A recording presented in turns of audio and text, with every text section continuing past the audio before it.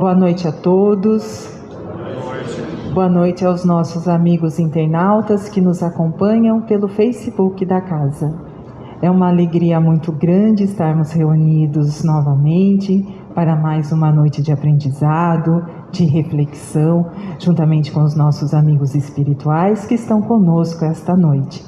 E para nos sintonizarmos a Ele, para harmonizar a casa, nós temos o nosso companheiro Gustavo, que fará o hino da casa, graças a Deus, e o Pai Nosso cantado. E o nosso palestrante da noite é o nosso amigo Francisco Mourão. Seja muito bem-vindo. E agora, então, o hino da casa.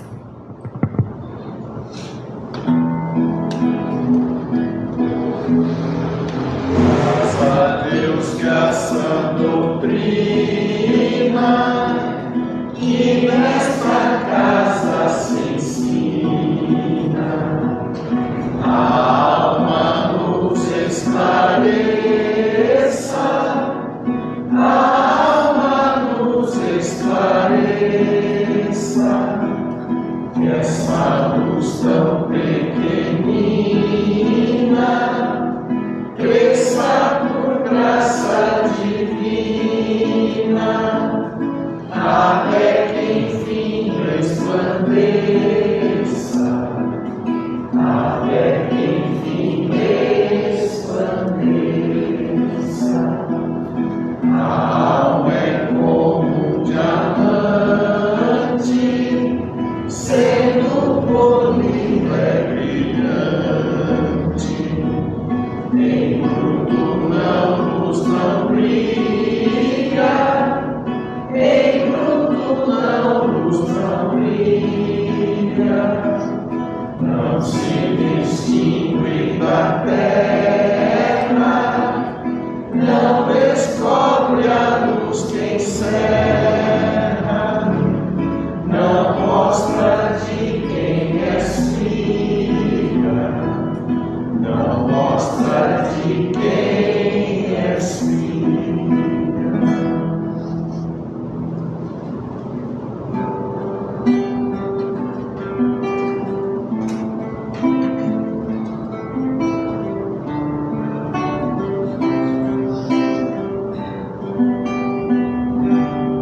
Pai nosso, que estais no céu, santificado seja o vosso nome, venha a nós o vosso reino, seja feita a vossa vontade, assim na terra como no céu,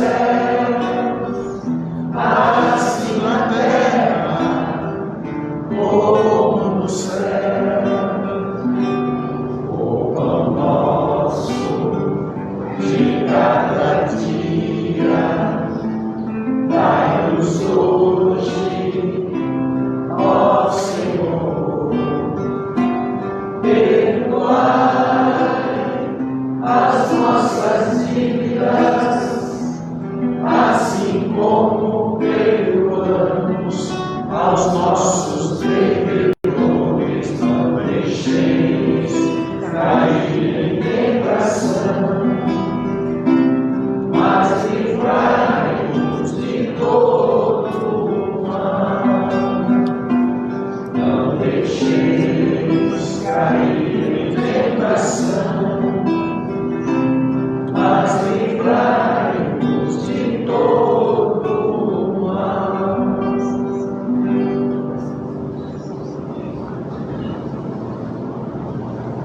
E com o tema Mar Alto, Francisco Mourão. Pode ser, sim. Meus amigos, boa noite. Boa noite. Que alegria poder estar aqui novamente, junto de vocês, igualmente acolhido pela espiritualidade, né? Tão benfazejo. Que bom, né? Ao final de uma semana, podemos estar juntos aqui por alguns minutos, para que possamos Claro, em primeiro lugar, agradecer, né, a bênção da vida e agradecer por todos os desafios que foram superados durante a semana, né? Como é bom. Isso já nos mostra, né, o quanto estamos iniciando um processo de despertar, né? Claro que ainda há uma caminhada pela frente, até nos tornarmos, talvez, legitimamente considerados cristãos, mas já acordamos, já temos essa consciência para as questões importantes da vida, para aquilo que realmente importa, né? Que é estar aqui e sermos gratos pela vida. O tema que me traz aqui hoje é uma lição belíssima que sempre me impressionou. É uma lição de Emmanuel, a lição número 21 no livro Pão Nosso, que em diversos momentos, né, nos últimos anos, eu voltei a essa lição para poder refletir e aplicá-la no meu dia a dia. E eu ainda disse, um dia ainda vou fazer uma palestra, vou preparar um tema sobre essa lição belíssima, que é uma lição chamada Mar Alto, porque se reporta a um trecho do Evangelho de Lucas, em que Jesus se refere a isso. É Jesus que fala sobre mar alto. Claro que a gente sabe que essa expressão tem a ver com grandes profundidades, com mar aberto, ondas, turbulências, ventania, né? É isso que Jesus quis dizer nesse trecho lindíssimo de Lucas. Eu trago aqui, dentro desse meu humilde estudo, né, primeiro definindo que mar seria esse que Jesus se referia no Evangelho, né?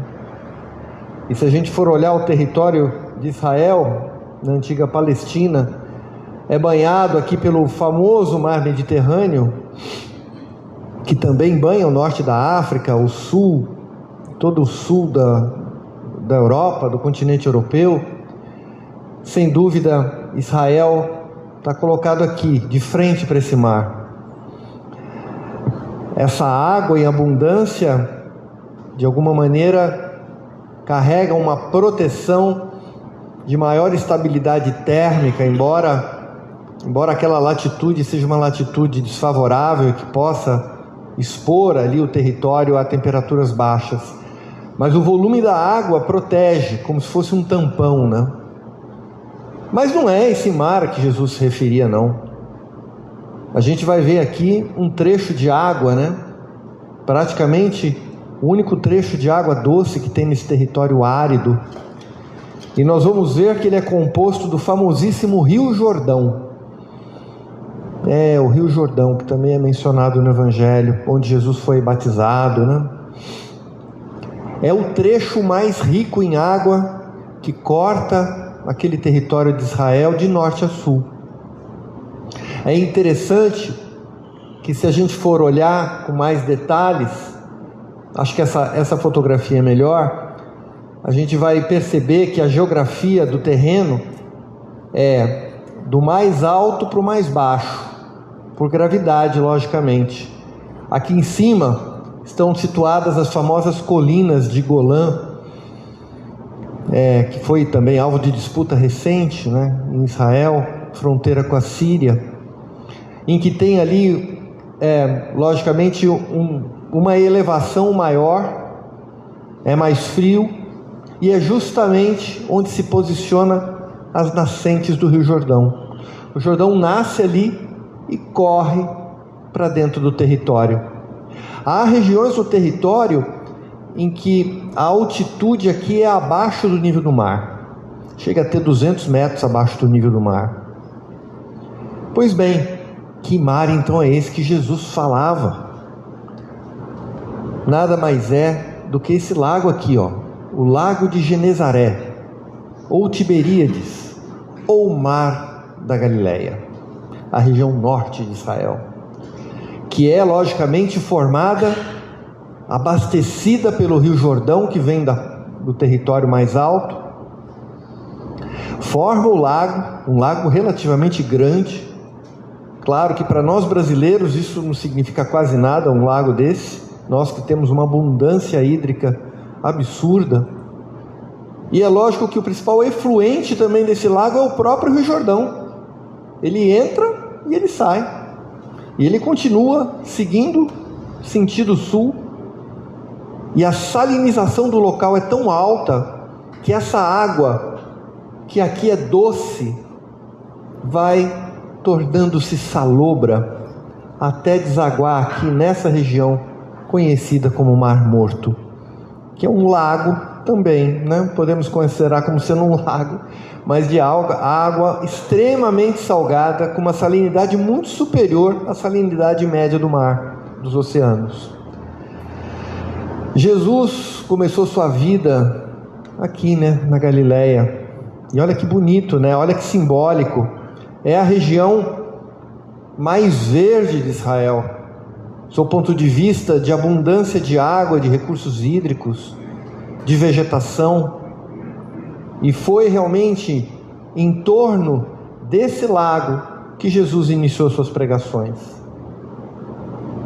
Olhando agora para o mar da Galileia, também chamado, né, Tiberíades ou Genezaré, a gente vai ver várias citações nos evangelhos. Ele tem 21 quilômetros de comprimento e 13 quilômetros de largura. É claro que para aquela época, né, era um mar, né, um absoluto mar. E nos momentos de tempestade, considerando as embarcações da época, sem dúvida, né, a gente poderia entender que havia sim alguma ameaça, quando havia algum vento soprando mais forte. A profundidade do lago é de 43 metros, e a altitude, como eu falei, ela é abaixo do nível do mar.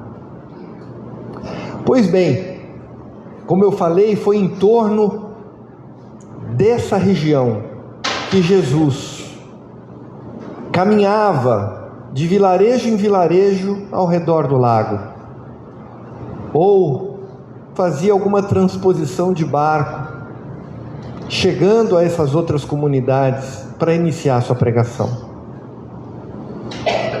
Se a gente for olhar um pequeno estudo, sem dúvida é um estudo meu que pode ter muitas falhas, mas fazendo aí uma breve revisão de literatura dos evangelhos, a gente vai ver que muitas das cidades em torno do lago de Genezaré ou do mar da Galileia são citados como realmente locais em que Jesus atuou. Vejam só nos evangelhos, Marcos, Lucas, Mateus, e aqui são as cidades, ó, Betsaida, Carfanaum, Corazim, Gadara, Magadã, e assim por diante, né? No que se refere ao mar da Galileia, existem pelo menos 3 citações de 3 evangelistas, sendo que aqui nós vamos conversar hoje está em Lucas, capítulo 5, versículos 1 a 11. Uma passagem belíssima, tal qual em outros trechos do evangelho, os evangelistas escrevem o recrutamento inicial dos primeiros apóstolos por Jesus. Esse também é um trecho que sugere isso, uma espécie de um primeiro encontro com aqueles 4 primeiros, com Simão Pedro e seu irmão André, e com outro, a dupla de irmãos, né, João e Tiago, em que os evangelhos indicam que inclusive eram sócios, esses 4 irmãos, né, essa dupla de 2 irmãos, eles trabalhavam meio em conjunto. E é na beira desse lago que Lucas escreve esse encontro. Vamos ao trecho então, para a gente conversar sobre ele. E sucedeu que, ao espremer-se a multidão em torno dele para ouvir a palavra de Deus, ele mesmo estava de pé junto ao lago de Genezaré. E viu 2 barcos atracados junto ao lago. Eram os barcos de Pedro e de João. entrando em um dos barcos, que era de Simão, pediu-lhe para afastar-se um pouco da terra. Após sentar-se, ensinava as turbas do barco. Jesus, então, para que pudesse ser mais eficiente na sua fala, atuando como professor, usou o barco como um palanque, né? Afastou um pouquinho da margem do rio, do lago, melhor dizendo, para que a multidão pudesse vê-lo melhor e ouvi-lo melhor, e passou a pregar dali. A multidão atentamente ouvia Jesus. Pois bem, o evangelho segue. E quando acabou de falar, disse a Simão: faze-te ao mar alto e desce as vossas redes para a pescaria. Então Jesus, obviamente sabia o que tinha acontecido na noite anterior, vem e diz para Simão: vai, volta, entre aspas, ao mar, mas ao mar profundo, ao mar alto, e lança suas redes. Em resposta, Pedro disse o seguinte: comandante, labutando durante toda a noite, nada apanhamos.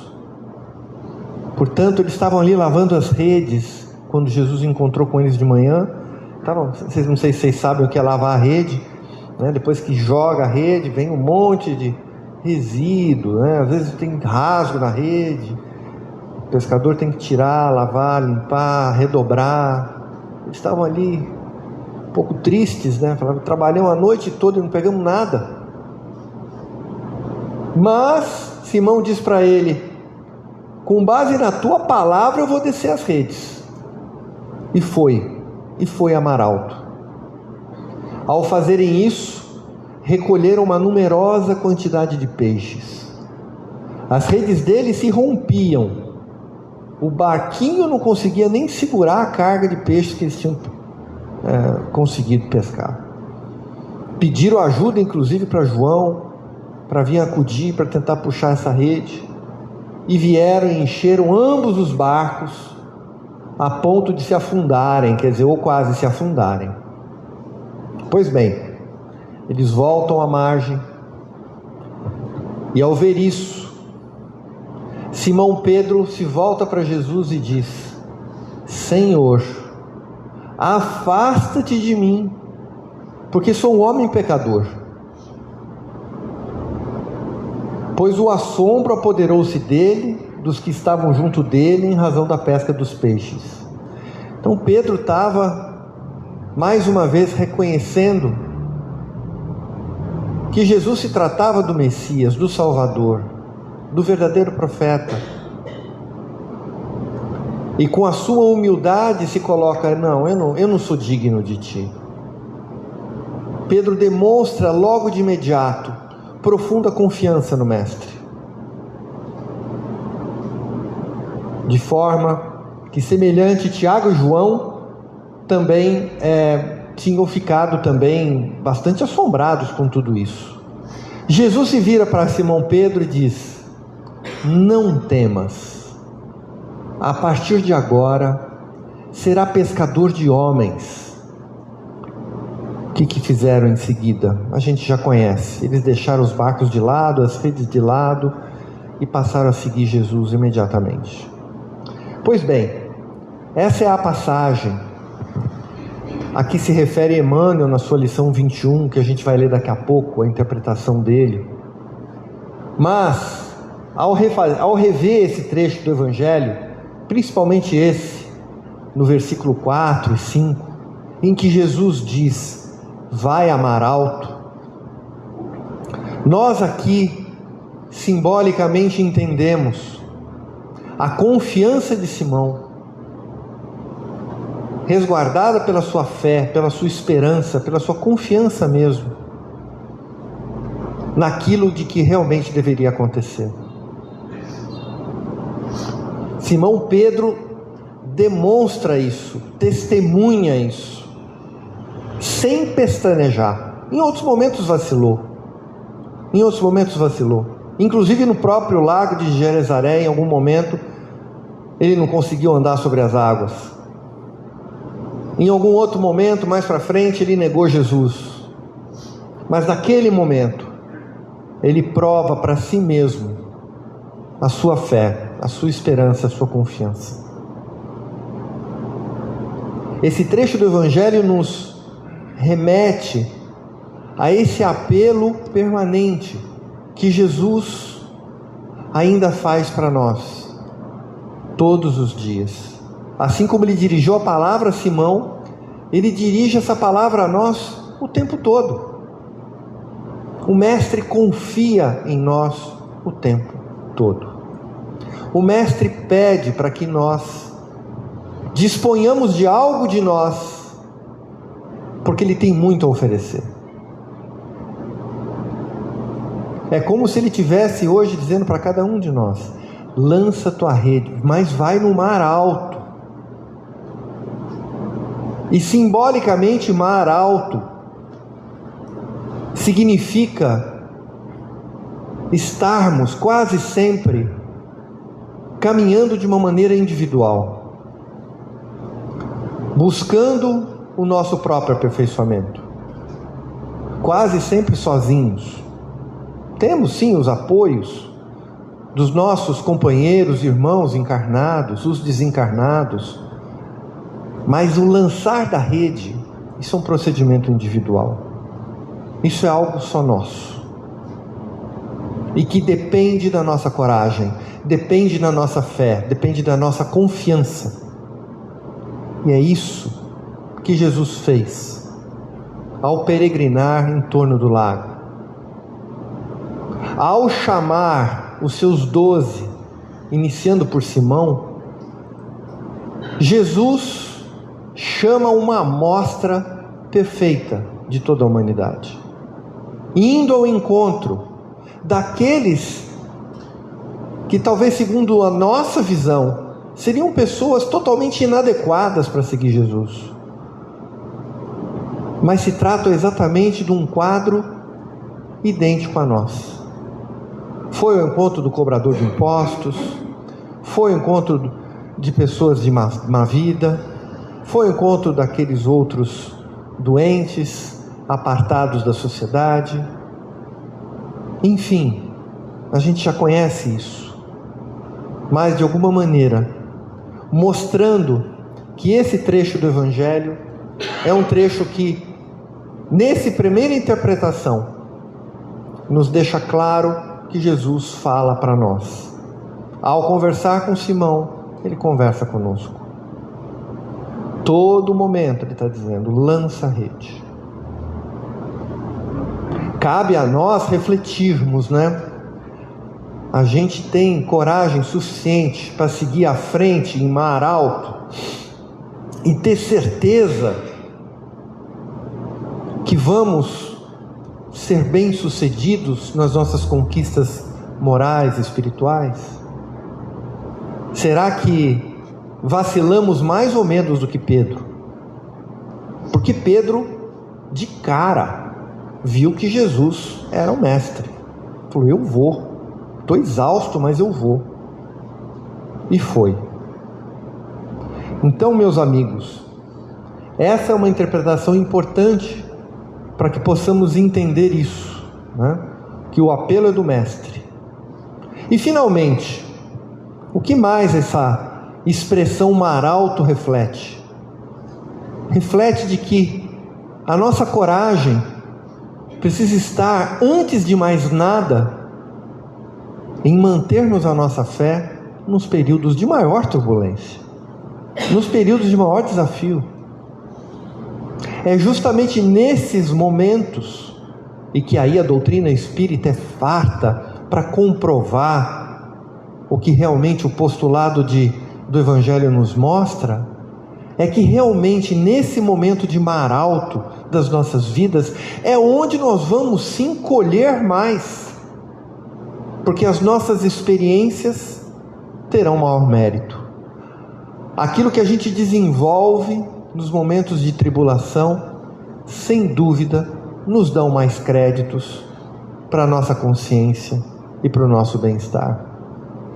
E nesse sentido, já quase concluindo, eu vou aqui ler rapidamente o que Emmanuel interpreta desse trecho do Evangelho, para que a gente possa ir concluindo nossa reflexão.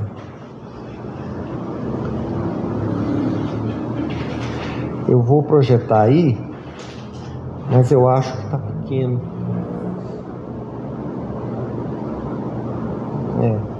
Não sei se todos vão ler.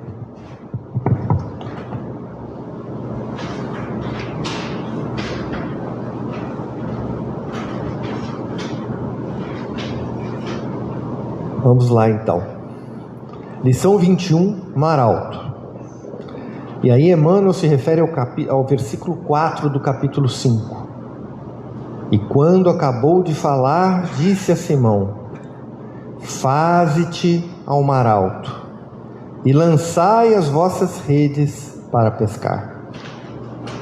Emmanuel interpreta a lição da seguinte maneira: este versículo nos leva a meditar nos companheiros de luta que se sentem abandonados na experiência humana. Inquietante sensação de soledade lhes corta o coração. Choram de saudade, de dor, renovando as amarguras próprias. Acreditam que o destino lhes reservou a taça da infinita amargura. Rememoram compungidos os dias da infância, da juventude, das esperanças crestadas nos conflitos do mundo. No íntimo, experimentam a cada instante o vago tropel das reminiscências que lhes dilatam as impressões de vazio. Entretanto, essas horas amargas pertencem a todas as criaturas mortais. Se alguém não as viveu em determinada região do caminho, espere a sua oportunidade, porquanto, de modo geral, quase todo espírito se retira da carne quando os frios sinais de inverno se multiplicam em torno. Em surgindo, pois, a tua época de dificuldade, convence-te de que chegaram para a tua alma os dias de serviço em mar alto. O tempo de procurar os valores justos, sem o incentivo de certas ilusões da experiência material.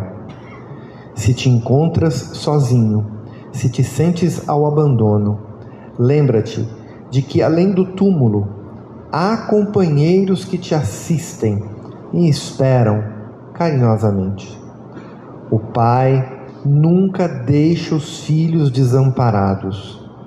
Assim, se te vês presentemente sem laços domésticos, sem amigos certos na paisagem transitória do planeta, é que Jesus te enviou a pleno mar da experiência, a fim de provares tuas conquistas em supremas lições. Emmanuel.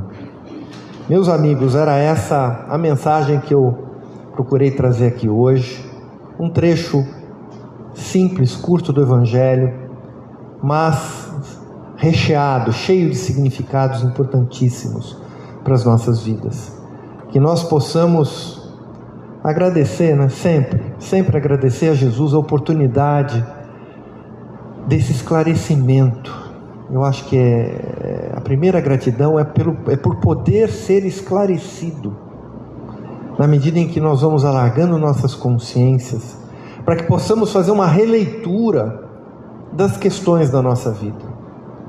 É isso que a doutrina espírita nos oferece, uma releitura mais madura, mais profunda, e sem deixar de ser amorosa, porque o Mestre nos ama, o Mestre nos convida o tempo todo.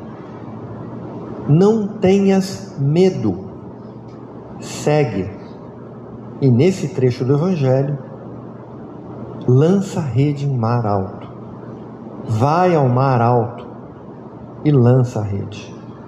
No sentido de que precisamos definitivamente compreender sobre as necessidades das maiores provações das nossas vidas, como sendo as grandes oportunidades, não para uma boa pescaria, mas para uma aquisição de realmente valores eternos. Tá bom? Muito obrigado. Jesus os abençoe. A todos nós. Um bom fim de semana e até uma outra oportunidade.